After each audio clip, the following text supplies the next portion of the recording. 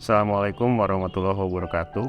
Waalaikumsalam warahmatullahi wabarakatuh. Pada tugas demonstrasi kontekstual kali ini, saya akan mencoba mewawancarai kepala sekolah dari sekolah saya sendiri, yaitu SMK PGRI 1 Kota Serang.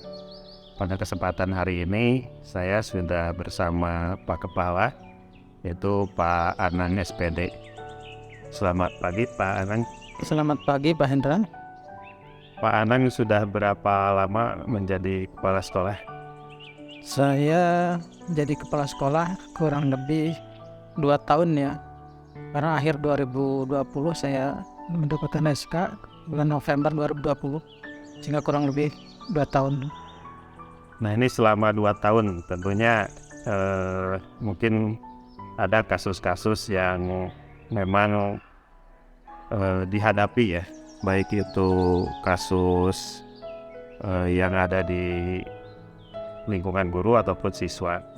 Nah, yang berkaitan dengan siswa, ada nggak kasus-kasus yang berkaitan dengan dilema etika atau wujukan moral? Misalkan kalau wujukan moral itu sesuatu yang kalau diputuskan memilih A benar, tapi kalau memilih A salah, itu udah jelas keputusannya pasti cari yang benar gitu. Tapi kalau dilema etika biasanya yang agak sulit itu adalah kalau diputuskan A benar, diputuskan B pun benar. Nah, ada nggak kasus-kasus yang seperti itu? Tentu saja selama perjalanan 2 tahun kurang lebih saya menjadi kepala sekolah, kasus-kasus itu ada saja yang menyangkut siswa. Antara lain siswa itu jarang masuk. Namun jarang masuknya itu karena kadang-kadang anak itu membantu orang tuanya gitu di rumah. Yeah. Karena memang orang tuanya tidak mampu, sehingga dengan bantuan anak itu dia mencari nafkah gitu, membantu orang tua mencari nafkah. Sehingga untuk mengambil keputusan dikeluarkan karena memang jarang masuk, itu juga kadang-kadang agak sulit, karena kalau dia dikeluarkan kasihan juga masa depannya, sementara anak itu menjadi andalan orang tua gitu. Kalau tidak dikeluarkan akan berpengaruh terhadap teman-temannya yang lain. Itulah yang menjadi salah satu dilema etika barangkali masuknya itu. Yeah. Kemudian kalau kasus yang apa tadi?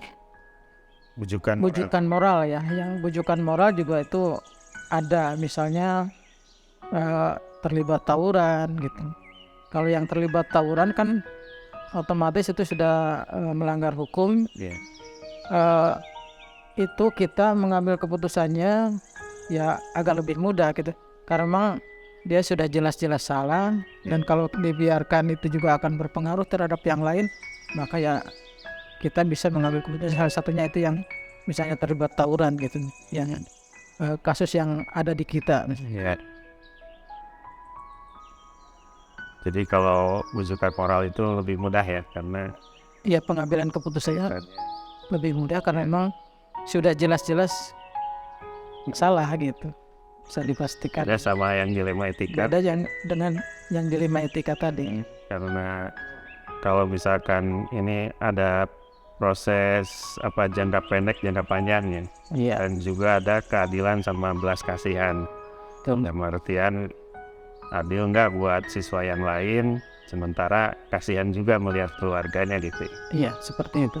Nah, bagaimana cara Bapak mengambil keputusan pada proses ini? Dalam hal pengambilan keputusan, karena anak itu punya penanggung jawab, yaitu wali kelas ya. Wali kelasnya kita undang, kemudian para waka juga kita undang. Kepala program anak itu adanya di program apa juga kita undang. Kepala program ya. Kemudian dari bagian guru BK juga yang membina atau membimbing siswa tersebut atau kelas itu kita undang. Kemudian dari kepala tata usaha juga kita undang. Kita bermusyawarah di situ untuk pengambilan keputusan tersebut seperti apa yang terbaik, karena kita harus mempertimbangkan mana yang lebih kecil resikonya seperti itu. Sehingga kalau kita sudah mengambil keputusan, jangan sampai keputusan yang kita ambil itu salah gitu.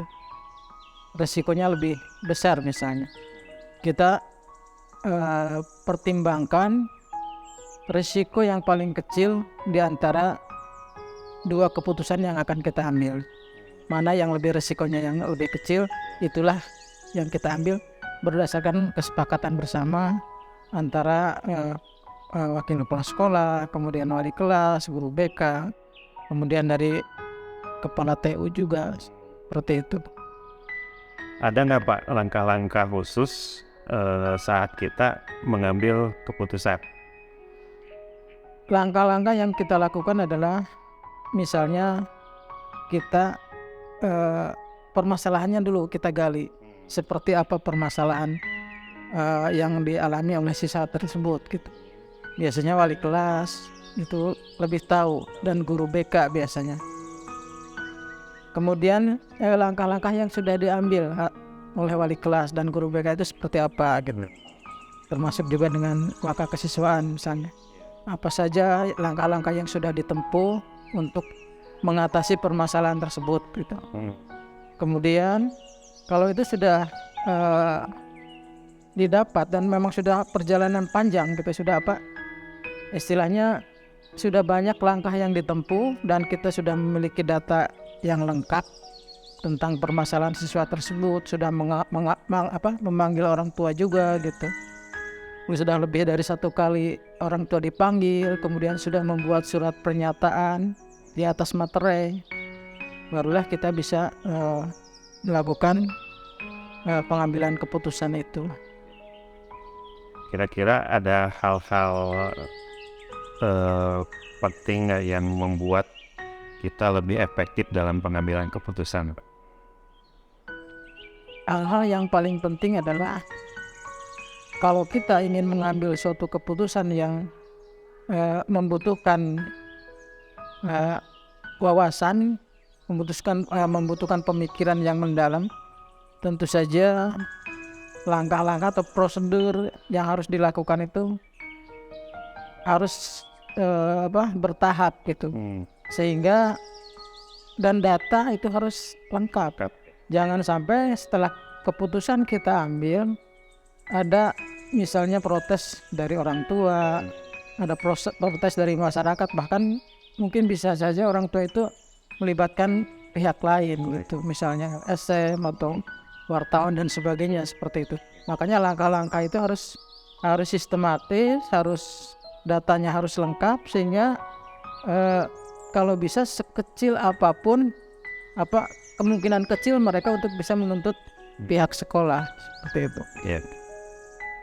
Nah, selama ini dalam pengambilan keputusan mengalami tantangan nggak, misalkan dari pihak lain atau dari guru yang lain, misalkan tantangan yang dihadapi selama pengambilan keputusan itu seperti apa? Ya, selama saya menjadi kepala sekolah dan mengambil suatu keputusan yang berkaitan dengan siswa, misalnya mengeluarkan siswa, tantangan itu selalu ada gitu. Kadang-kadang ya ada saja dari teman kita yang belum paham permasalahan dan belum konfirmasi, sudah istilahnya sudah menjudge gitu di belakang atau tidak memenuhi secara langsung. Ya ada saja seperti itu. Mungkin 1-2 orang ada, tetapi ya setelah kita jelaskan, kita sampaikan permasalahannya, ya alhamdulillah gitu, permasalahan itu bisa terselesaikan. Yang penting ada komunikasi sebenarnya. Semua permasalahan, ada praduga-praduga yang kurang baik misalnya, bisa diselesaikan permasalahan itu. Yang penting ada komunikasi gitu. Jangan baru dengar-dengar langsung mengatakan begini gitu. Itu salah misalnya. Padahal permasalahan yang sebenarnya belum paham gitu. Jadi fakta-faktanya harus jelas dulu. Harus jelas dulu. Karena kepala sekolah juga sebagai kepala sekolah ya, dalam mengambil suatu keputusan itu harus betul-betul dipertimbangkan dari berbagai segi. Yang tadi saya katakan harus yang sekecil mungkin resikonya seperti itu. Kalau bisa ya yang lebih kecil resikonya lebih banyak menguntungkannya, baik dari pihak sekolah maupun pihak yang bersangkutan seperti itu. Baik, ini Pak, mengenai penjadwalannya. Apakah misalkan untuk penanganan kasus-kasus itu ada jadwal tertentu, misalkan kalau misalkan ada laporan, Pak, ini ada kasus anak seperti ini, kemudian Bapak mau bilang ke guru tersebut, ya udah nanti hari ini aja dengan saya ngobrol, atau memang penanganannya langsung ketika ada kasus langsung ditangani dan dirumuskan sampai pengambilan keputusan. Ya, kalau masalah itu mungkin bervariasi ya, tergantung juga kasusnya. Kalau kasus yang tidak terlalu berat mungkin pada saat itu juga bisa segera diselesaikan gitu. Ya. Tapi kalau yang membutuhkan waktu, misalnya harus pemanggilan orang tua, otomatis kan kalau pemanggilan orang tua juga nggak bisa ngedadak, mungkin bisa besoknya gitu. Tapi kalau selama masih bisa diselesaikan pada saat itu, di hari itu, ya kita selesaikan pada saat itu. Jangan sampai menunda-nunda permasalahan yang bisa mengakibatkan masalah yang sebetulnya tidak terlalu besar karena ditunda-tunda bisa melebar kemana-mana seperti itu. Sekecil apapun permasalahan sebaiknya segera diselesaikan seperti itu. Nah, kemudian ada nggak seseorang atau misalkan pihak tertentu yang memang sangat berpengaruh pada saat pengambilan keputusan? Dari pihak luar atau dari pihak dalam? Di pihak, ya bisa dari dalam atau dari luar. Kalau misalkan dari dalam siapa, kalau dari luar siapa? Ya, sebenarnya kadang-kadang ada yang dari pihak teman-teman kita sendiri ya, ada juga yang mempengaruhi gitu. Misalnya jangan mengambil keputusan ini karena akibatnya ini gitu. Ya itu kan biasa saja gitu. Artinya itu wajar-wajar saja.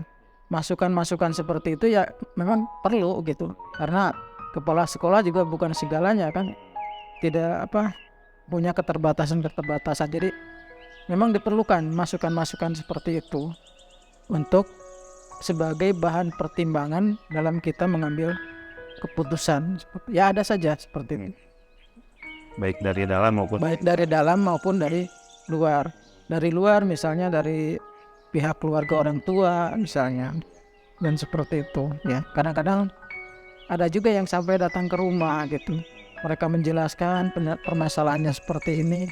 Ya itu juga menjadi pertimbangan kita gitu. Jadi pertimbangan sebagai kepala sekolah seperti itu untuk mengambil suatu keputusan. Baik Pak Anang, dari pengalaman yang Bapak alami selama ini, mungkin ada pembelajaran yang bisa diungkapkan sebagai pembelajaran buat kami mungkin ke depannya. Kira-kira apa sih yang dapat diambil pelajaran dalam memutuskan dan mengambil sebuah keputusan ketika menghadapi dilema etika? Ya, baik.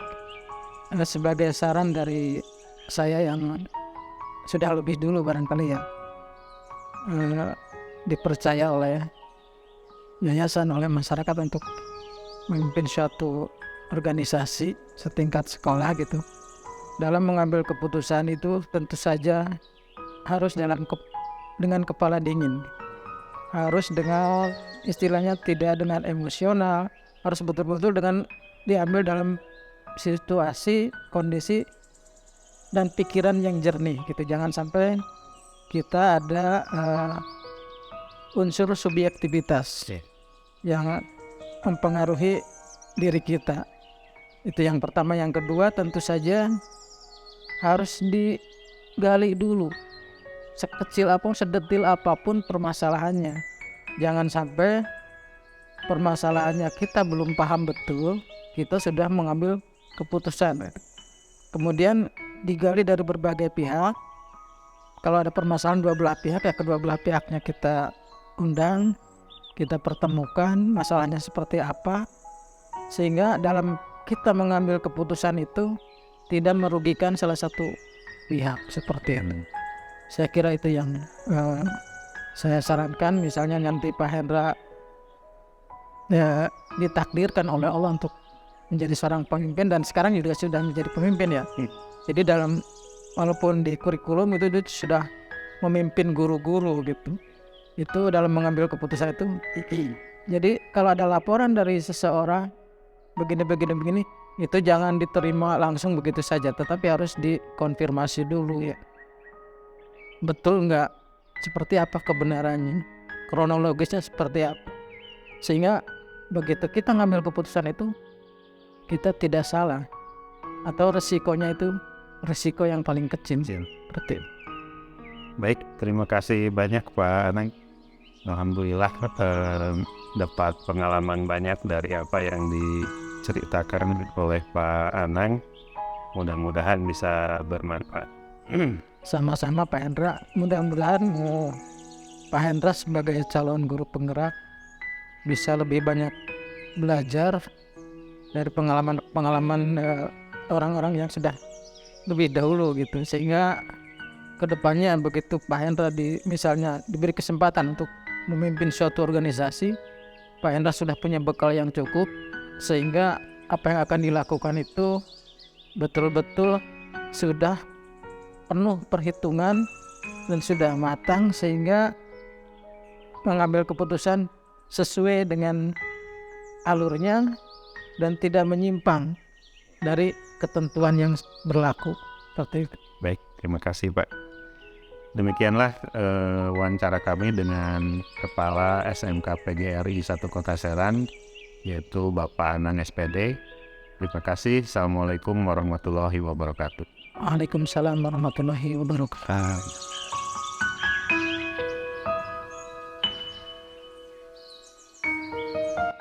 Assalamualaikum warahmatullahi wabarakatuh. Pada kesempatan hari ini saya akan mencoba mewawancarai kepala sekolah. Nah, kebetulan saat ini saya bersama Ibu Kepala dari SMK PGRI 2 Kota Serang, Ibu Ardi Setiasari SPD ya. Selamat pagi Bu. Pagi. Apa kabar? Alhamdulillah baik. Nah, pada kesempatan hari ini saya akan mencoba mewawancarai tentang bagaimana seorang kepala sekolah bisa membuat keputusan untuk kasus-kasus yang menghadapi dilema etika gitu ya Bu ya. Nah, kira-kira selama ini Bu, selama memimpin di sekolah ini, mungkin pasti tidak akan terlepas dari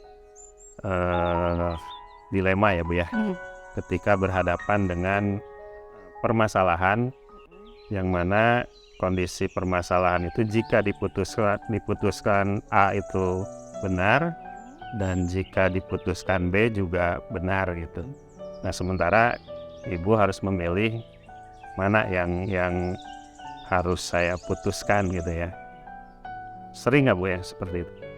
Sebetulnya ada gitu ya, ada beberapa. Tapi terkadang kalau dua-duanya memang benar gitu kan istilahnya, terkadang saya juga belum apa ya namanya membetulkan kedua-duanya.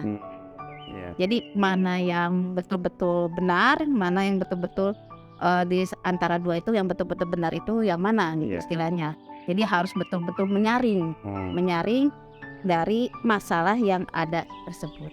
Ya, tapi kalau misalkan menghadapi yang pilihan benar atau salah juga sering Bu?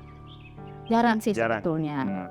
Cuman maksudnya kalau memang pada saat itu ada, tapi ya itu harus betul-betul disaring dulu.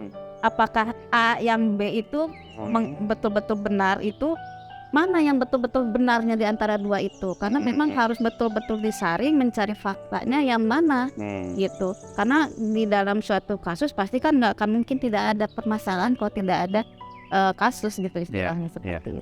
Pasti ada ya. Ya. Gitu. Nah, bisa nggak Bu ngasih contoh misalkan Ibu ketika akan mengambil keputusan pada kasus apa gitu. Kalau antara yang tadi dikatakan ya yang dua-duanya benar nggak ada gitu kan. Cuman misalnya kalau salah satu yang benar, yang satunya benar, yang satunya tidak, mungkin ada juga istilah seperti itu. Atau dua-duanya benar, atau ini termasuk yang dua-duanya benar yang seperti apa? Jadi ada salah satu mungkin ini etika juga ya, etika seseorang, juga etika seseorang, norma-norma seseorang, juga itu kita juga harus tahu batasan-batasan di mana siswa ke siswa batasannya seperti apa, siswa dengan guru batasannya seperti apa. Memang ada salah satu kasus tapi itu udah lama sebetulnya gitu kan, udah lama, bukan kasus baru. Jadi mungkin perhatian seorang guru kepada siswa yang dianggap oleh siswa itu sangat berlebihan gitu. Tapi guru ini perempuan terhadap siswa perempuan lagi gitu. Cuman siswa ini memang beranggapan perhatian seorang gurunya tidak seperti guru. Tapi guru pun juga beranggapan saya hanya memperhatikan gitu. Jadi dua-duanya menganggap benar yang bahwa dia itu tidak ingin diperhatikan lebih dari seorang guru. Tapi guru ini pun beranggapan benar bahwa saya memang memperhatikan seorang siswa itu sebagai anak atau dan lain sebagainya seperti itu. Gitu. Nah itu mungkin sebuah kasus yang dimana harus saya cari gitu, awalnya dari mana bisa ada permasalahan seperti ini, seperti itu. Jadi karena biasanya batasan-batasan antara siswa dengan guru, siswa dengan siswa itu kadang-kadang dilewat norma-normanya gitu, seperti itu. Emang ada seperti itu kasusnya. Berarti mungkin meninjau mana yang benar, apakah si guru ini atau si siswa ini. Gitu. Itu kasus seperti itu, tapi nggak nyampe siswa itu dikeluarkan. Oh tidak. Cuman ada rasa tidak nyaman. Rasa tidak nyaman saja. Karena memang siswanya nggak bersalah, cuman ada rasa tidak nyaman dari perhatian dari seorang guru misalnya seperti itu gitu. Jadi perhatiannya agak sedikit berlebih gitu, seperti itu gitu. Jadi si guru itu menganggap bahwa siswa itu seperti anaknya sendiri kalau mungkin bisa jadi seperti itu, tapi anaknya tidak nyaman gitu. Jadi pengennya perhatiannya hanya sebatas di dalam sekolah atau guru saja gitu. Gitu saja. Nah, ketika menghadapi permasalahan seperti itu apa yang Ibu lakukan? Dari awalnya mengapa bisa seperti itu, saya cari fakta-faktanya dari catatan WA-nya dan lain sebagainya, apa saja yang dibahasnya gitu kan, rasa nyaman siswanya ini dari mana gitu, dari kata-kata seperti apa tingkah laku dari gurunya itu sendiri gitu. Takutnya kan gurunya juga punya takutnya, walaupun tidak tidak jujur, ada prasangka apa kan kita nggak tahu gitu kan, dalam artinya seperti itu. Jadi saya mencari sebuah fakta-faktanya, bukti-buktinya apa saja, apakah dari catatannya, apa dari tingkah laku, dan dari etika seorang gurunya itu sendiri gitu. Riwayatnya dulunya seperti apa, etikanya, karena memang dia mengajar tidak hanya di satu sekolah tapi di beberapa sekolah gitu, seperti itu. Terus kalau saat Ibu mencari fakta yang ada di lapangan gitu ya, siapa aja tuh yang dilibatkan? Paling utama itu wali kelas.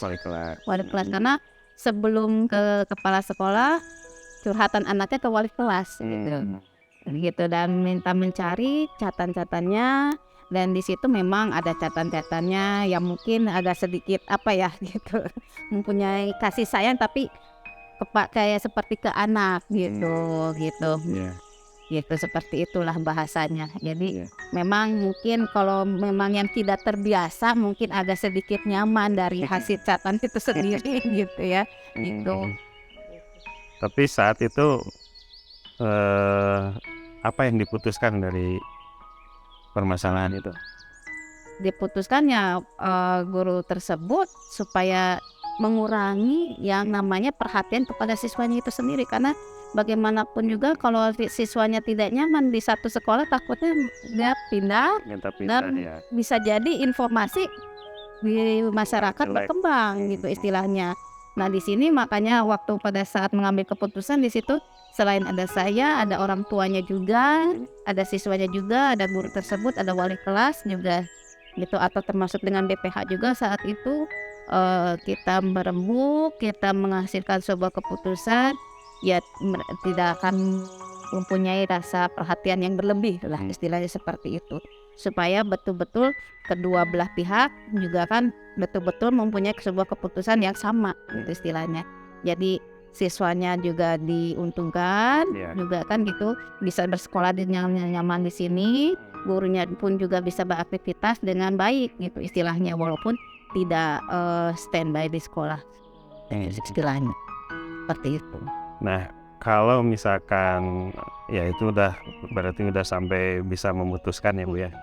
Ada nggak tantangan ketika kita memutuskan sesuatu itu gitu? Misalkan ada kritikan dari guru lain, atau misalkan ada kritikan dari orang tua dan sebagainya lah. Kalau kritikan itu banyak dari sesama guru, mungkin istilahnya saya juga kalau mau secara jujur mungkin ada juga di pihak ini ada yang nggak suka, pihak ini yang suka, pasti di situ pasti banyak gitu kan istilahnya. Kalau dari orang tua mungkin ya, dari orang tua siswa mungkin ya karena rasa risih mungkin ya, ada rasa risih anaknya sekolah karena mempunyai hal tersebut, juga dari pihak guru-guru juga kan yang memang betul-betul ya saya nggak tahu yang suka siapa aja, yang nggak suka siapa aja. Memang ada bahasa apakah harus diberi surat peringatan gitu kan, apakah dicutikan dulu dan lain sebagainya dan gitu. Memang di dalam sebuah kasus itu tidak ada bahasa-bahasa di luar lah istilahnya. Tapi saya mengambil keputusan tidak hanya dari saran-saran orang saja. Kalau saran orang lain diikutin juga kalau belum cocok untuk sebuah keputusan karena nggak mungkin diambil gitu kan istilahnya. Yang penting keputusan itu diambil disesuaikan dengan kesepakatan kebaikan bersama semua gitu. Ya kebaikan sekolah, bagaimana pokoknya nama baik sekolah yang dibawa. Betul. Karena kasusnya kasus ada di sekolah, bukan nama baik saya, istilahnya seperti itu. Jadi nama baik sekolah memang selalu diutamakan, mengambil keputusan bagaimanapun juga harus dengan pemikiran demi kebaikan bersama juga gitu. Gitu aja. Nah, kalau misalkan hal apa sih yang bisa membuat bahwa keputusan ini sangat efektif atau tidaknya gitu? Biasanya hal-halnya ya sangat bingung kalau sebuah kasus yang paling efektif itu paling yang bisa kita lakukan adalah harus saling berkomunikasi ya. Saling kerjasama, karena kalau saya sendiri nggak akan bisa gitu, karena memang saran pun itu dari orang-orang yang bersangkutan gitu, bukan orang yang tidak terlibat kita ikutin gitu istilahnya, seperti wakaseknya gitu kan, seperti wali kelasnya. Kalau wali kelas pasti dilibatkan karena wali kelas bagaimanapun juga yang tahu gitu, yang selalu mengobrol dengan siswanya gitu. Yang paling efektif itu kita saling berkomunikasi dengan wali kelas dan wakasek yang ada di sekolah seperti itu. Ya. Kira-kira ada nggak seseorang yang selalu membantu ibu mempermudah dalam pengambilan keputusan? Dalam kasus? Ya, setiap ada kasus itu ibu misalkan sering konsultasi atau apa pada seseorang yang memang bisa memberikan ibu itu pertimbangan, saya harus memutuskan ini gitu. Sebetulnya selalu ada gitu kan, selain di Wakasek juga ada di BPH gitu kan ya. Di BPH atau di wali kelas dari anak yang kena masalah tersebut. Berarti di Wakasek ada, kelas ada, BPH. dari BPH juga ada. Nah, dari pengalaman yang Bu Sari jalani ya selama ini, pengalaman yang didapatkan, kira-kira apa sih pembelajaran yang bisa didapatkan dari proses-proses pengambilan keputusan seperti itu? Makanya setiap pengambilan keputusan memang harus didasari dengan patokan diri sendiri juga gitu ya. etika juga gitu. Patokan saya juga kan istilahnya saya juga punya anak laki-laki, punya anak perempuan, jadi tidak semena-mena mengambil sebuah keputusan. Jadi mengambil sebuah keputusan itu harus betul-betul dipikirkan secara matang. Walaupun kasusnya tidak besar, hanya hal sepele gitu kan istilahnya, tapi tetap harus dipikirkan gitu seperti itu. Jadi patokannya bisa pada diri sendiri atau untuk keperluan orang banyak seperti itu. Karena kalau ngambil keputusan dengan diikuti emosi nggak akan bisa gitu. Gitu. Apalagi kalau kita nggak minta saran, masukan, kalau ngambil keputusan harus seperti apa. Biasanya saya kalau mau ngambil keputusan suka ada 2 opsi gitu kan. Jalan A atau jalan B. Jalan A, kalau misalnya kita ngambil keputusan A, bagusnya apa, jeleknya apa. Kalau ngambil keputusan B, bagusnya apa, jeleknya apa gitu. Jadi harusnya seperti itu. Saya suka berpikir selalu berulang-ulang, makanya agak lama. Karena bukannya menunda-nunda, tapi memang harus dipikirkan secara matang gitu. Jangan sampai merugikan, ada yang dirugikan gitu, atau dari salah satu ada yang dirugikan juga kan nggak enak gitu kan istilahnya seperti itu. Jadi memang etika dari seseorang itu, norma dari seseorang itu memang harus kita tahu, harus kita jaga etikanya. Siswa kepada guru seperti apa, guru dengan guru seperti apa, siswa dengan siswa harus seperti apa gitu. Jadi itu memang di dalam sekolah itu memang harus ada, kita harus paham gitu istilahnya. Makanya saya sering kepada siswa tidak bosan-bosannya gitu kan, berkomunikasi itu harus bisa membedakan gitu kan. Kamu komunikasi dengan siswa lagi harus seperti apa, dengan guru seperti apa, dengan orang tua harus seperti apa gitu. Jadi harus diingatkan siswa itu gitu kan, supaya tidak adanya memperkecil masalah lah istilahnya seperti itu. Aduh, banyak sekali nih Bu. Ya alhamdulillah banyak keilmuannya nih yang tentang kepemimpinan ya, pengambilan keputusan dalam kepemimpinan. Makasih banyak nih sudah meluangkan waktunya. Mudah-mudahan dari hasil wawancara ini istilahnya saya bisa menambah keilmuan dari pengalaman Bu Sari. Pengalamannya memang banyak Pak. Makasih banyak ya Bu Sari. Sama-sama Pak gitu. Baik, itulah wawancara saya dengan Ibu Kepala Sekolah SMK PGRI 2 Kota Serang, Ibu Ardi Setiasari. Terima kasih. Assalamualaikum warahmatullahi wabarakatuh. Waalaikumsalam warahmatullahi wabarakatuh.